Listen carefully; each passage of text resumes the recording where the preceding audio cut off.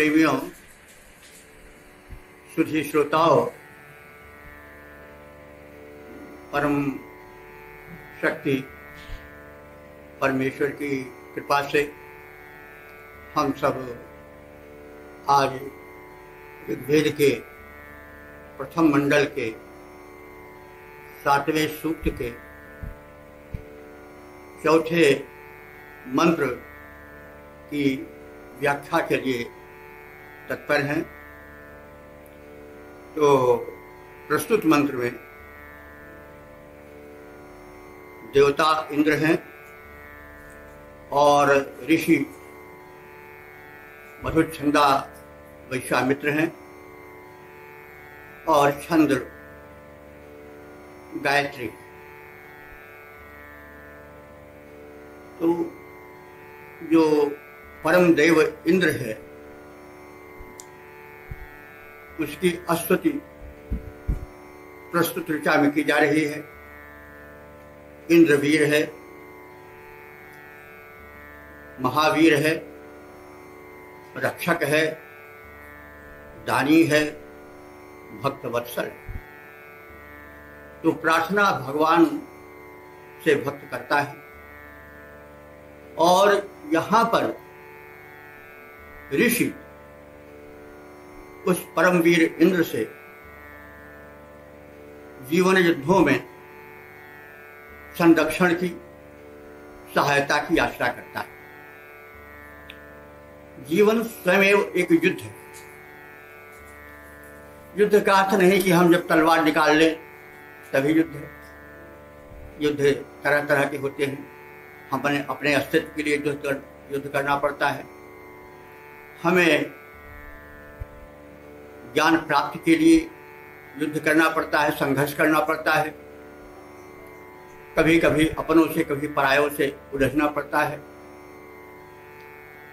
और हमें हृदय में जो बस रह रहे हैं षड्रिप, 6 प्रकार के शत्रु, काम, क्रोध, मद, लोभ, मोह, ईर्ष्या आदि, इनसे भी युद्ध करना पड़ता है। अति अजेय संसार जीत सके सोगी। तो इस संसार रिपु से, संसार शत्रु भी है, मित्र भी है। तो ये जो सृष्टि है वो द्वंद्वमयी है। द्वंद्व का अर्थ संघर्ष होता है। तो संघर्ष से व्यक्ति बच नहीं सकता। वन में जाएगा तो भी संघर्ष करना पड़ेगा। तो संघर्ष से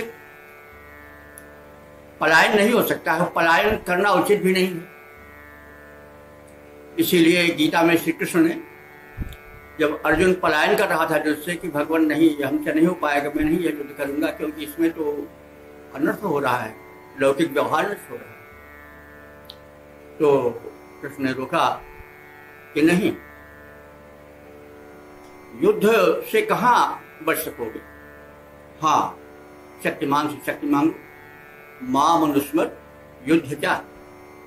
तो कृष्ण का यह सदुपदेश जो है वह वेद की भावना पर ही आधारित है। ऋषि कहता है कि तुम्हें जीवन युद्ध करना है।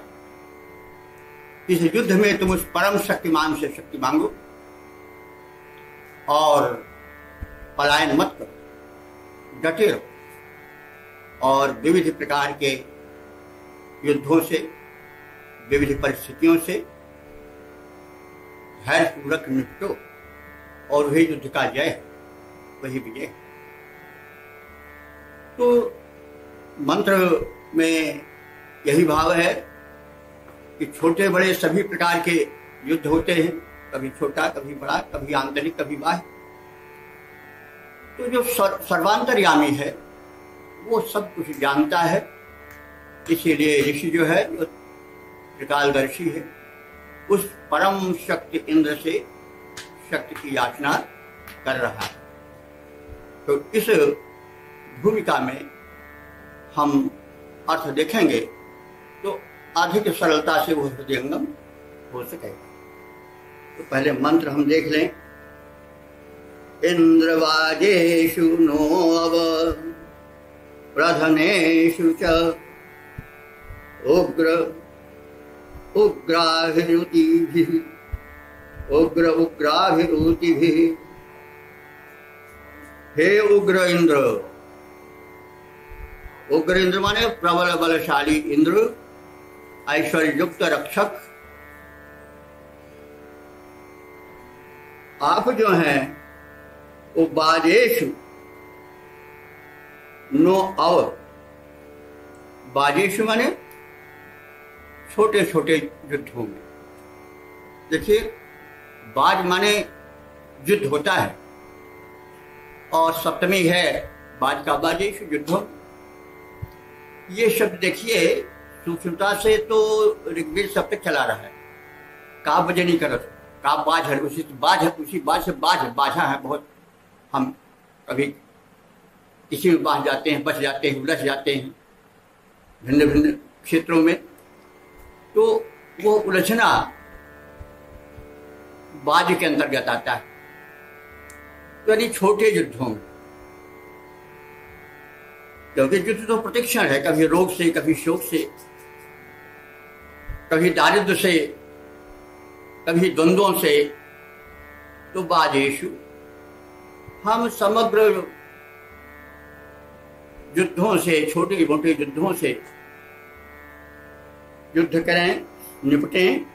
और हे उग्र इंद्र, हे प्रबल बलधारी प्रचंड पौरुष पराक्रमी इंद्र, तुम जो हो नोव, नोव का खंड होगा नह अव।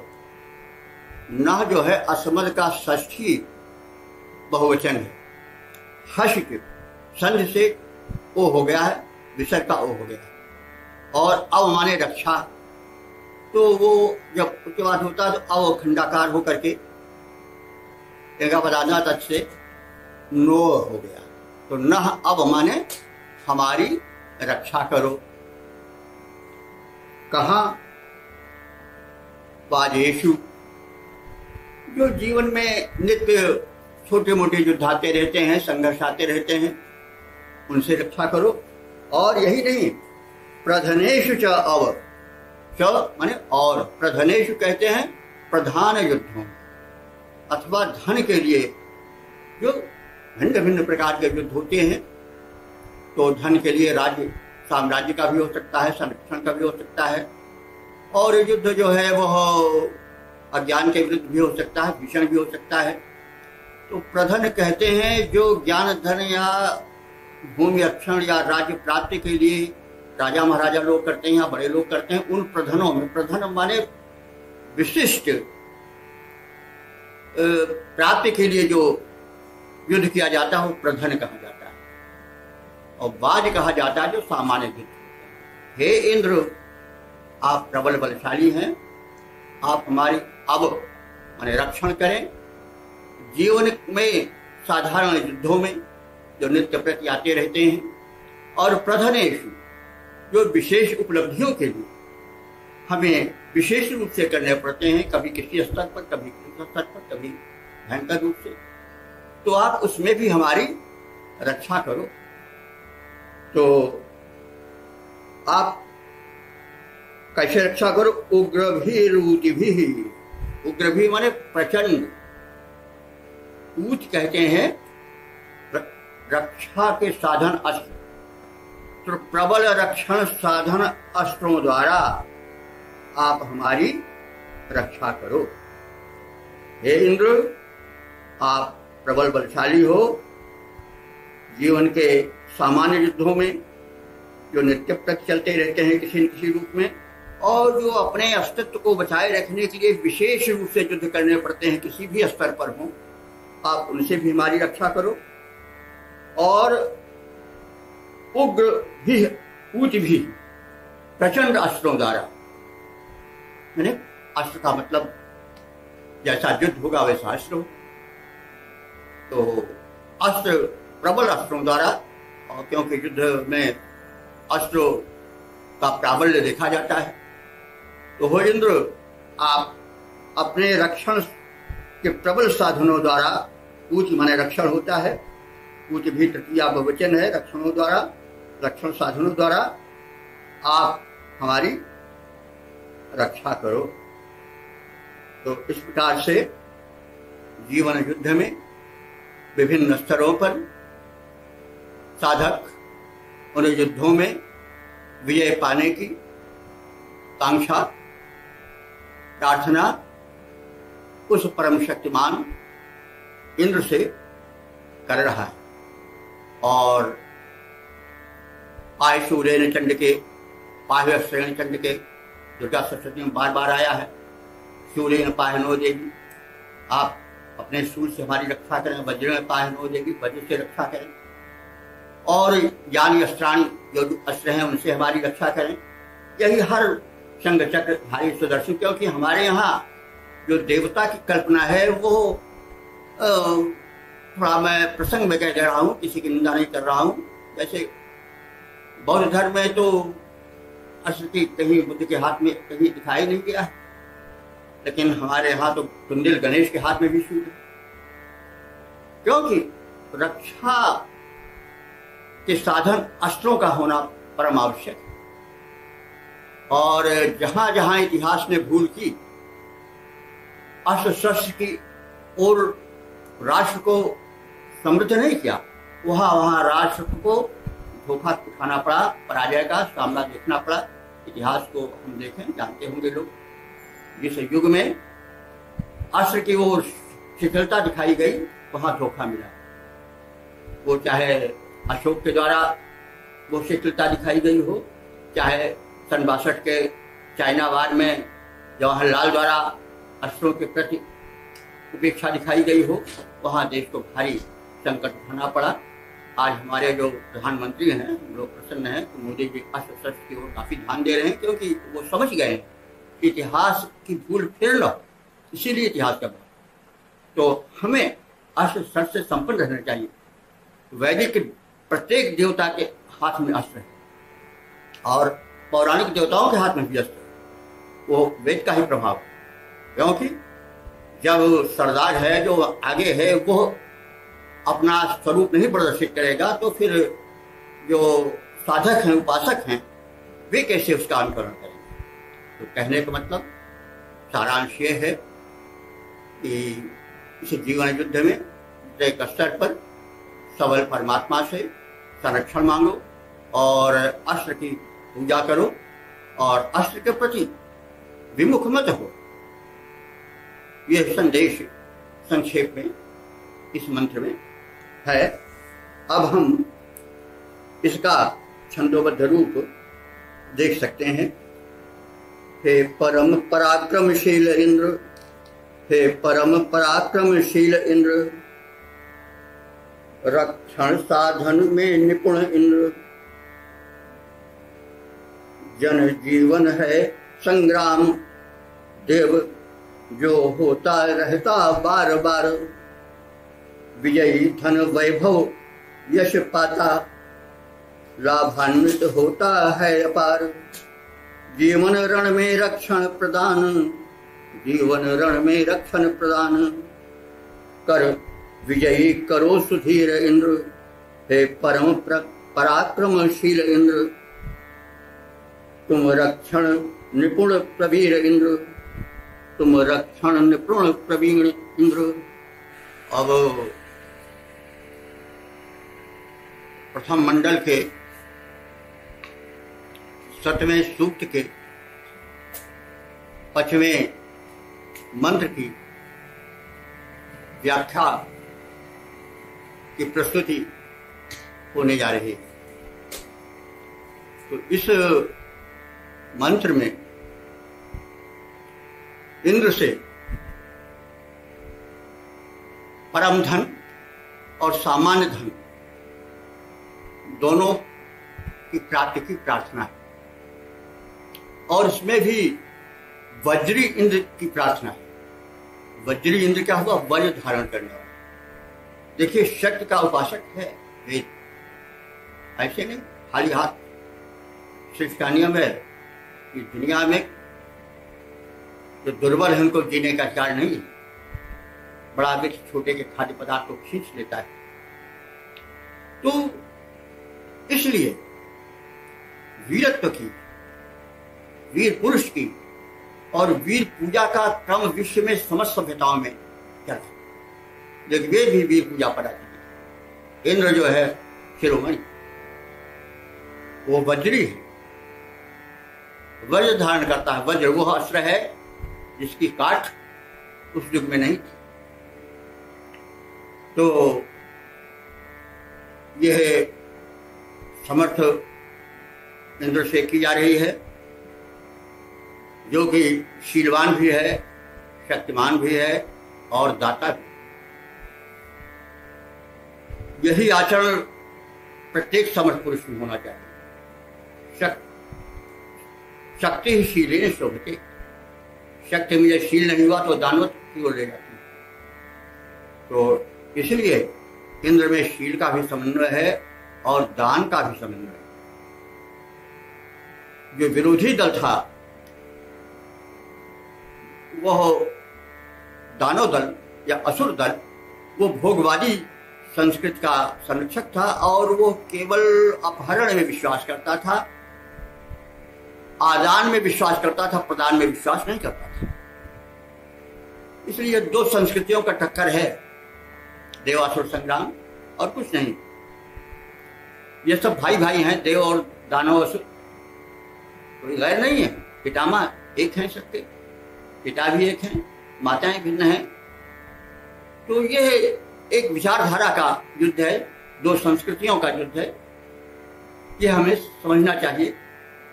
और इंद्र जो है वो परम शक्तिमान है। वैसे तो उसका स्वरूप अगर हम देखें तो सूक्ष्म शक्तिवान है, लेकिन चेतन है, चेतन सूक्ष्म शक्ति।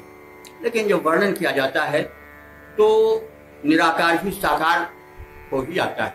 आओ रक्षा करो, वज्र उठाओ, तो वो एक रूप बन जाता है।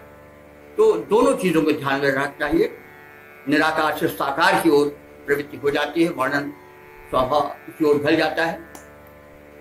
तो अब हम इस दूसरे मंत्र का, जो 5वां मंत्र है, उसकी व्याख्या करने के पहले उस मंत्र का पाठ करेंगे।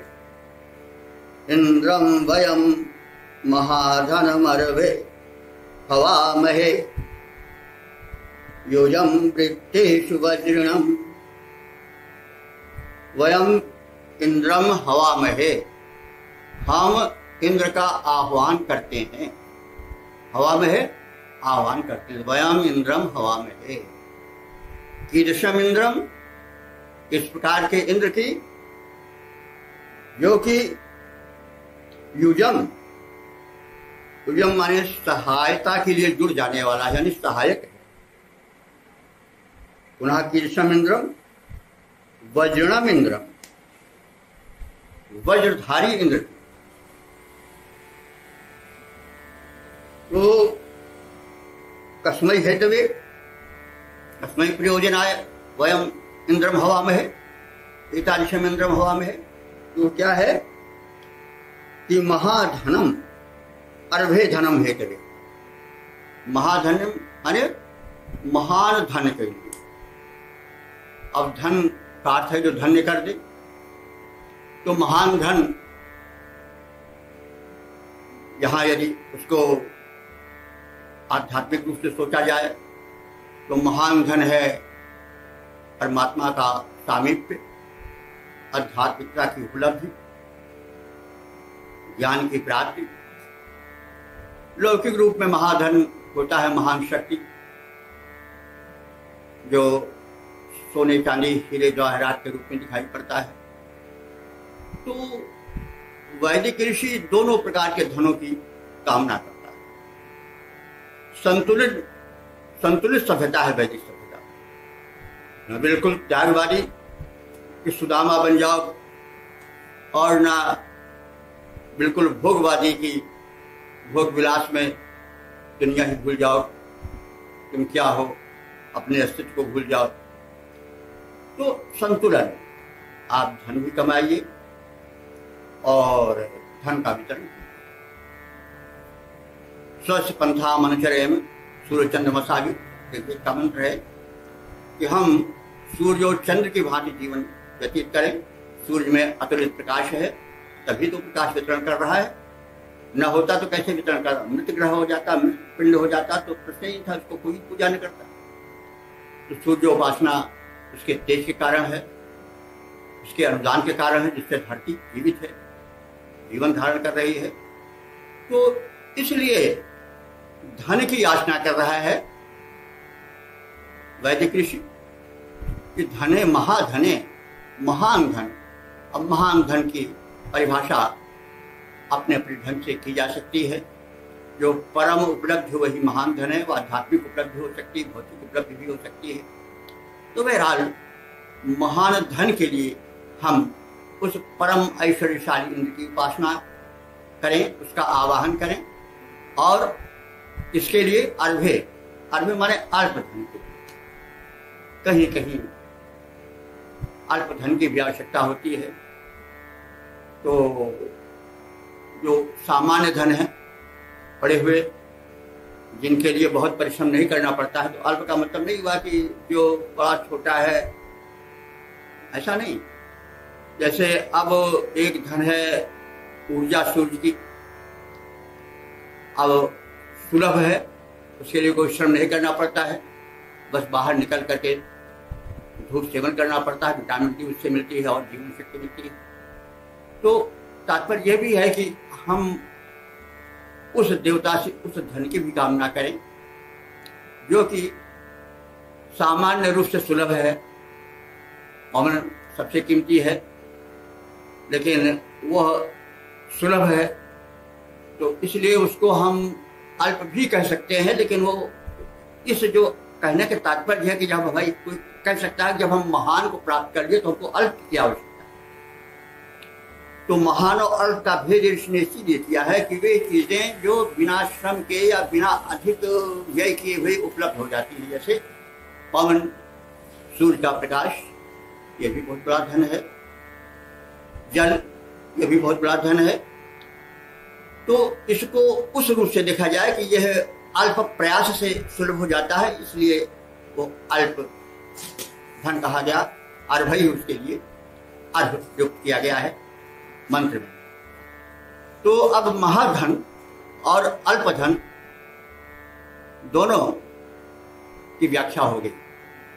तो महान धन और अल्प धन दोनों हम प्राप्त करें, और इसके हेतु हम इंद्र को आवाहित करें, और इसलिए आवाहित करें वृत्तेषु बाजी, वृत्तेषु, वृत्त के लिए। तो वृत्त जो है वो वृत्त जहां समझिए एक वृत्तासुर है। वृत्तेषु, वृत्तासुर के लिए, वृत्तासुर का मतलब क्या हुआ? एक वैसे तो वृत्तासुर सब जानते हैं इंद्र का प्रतिद्वंदी था और वह दानवों का सरदार था, और वृत्त का अर्थ वेदों में इस रूप में भी लिया गया है कि जो घेरा डाल करके हमला करें अचानक। वृत्त माने घेरा भी होता है, वृत्त।